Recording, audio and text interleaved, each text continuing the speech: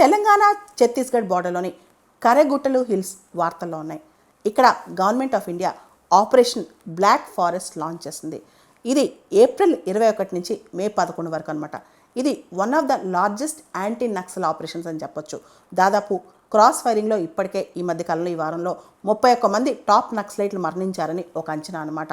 ఈ మొత్తం operation black ఫారెస్ట్లో మనం గమనిస్తే ఈ కరెగుట్ల ప్రాంతం అనేది చాలా dense forest area, hilly reason అనమాట. ఇక్కడ ఎప్పటి నుంచో హైడౌట్స్ ఉన్నాయి. నక్సలైట్లు ఎప్పటి నుంచో తలదాచుకుంటున్నారు.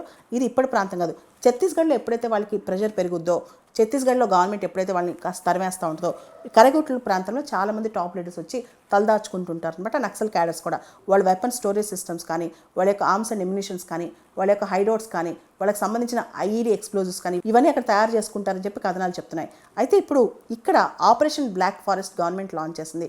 మెయిన్గా మొత్తం ఈ ప్రాంతంలో, ఈ కరెగుట్టలు హిల్స్ ప్రాంతంలో కంప్లీట్గా ఆపరేషన్ కంట్రోల్ తెచ్చుకోవాలని.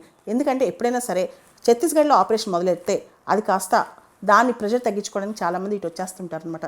తెలంగాణ ఇలాంటి ప్రాంతాలకు వచ్చేస్తుంటారు.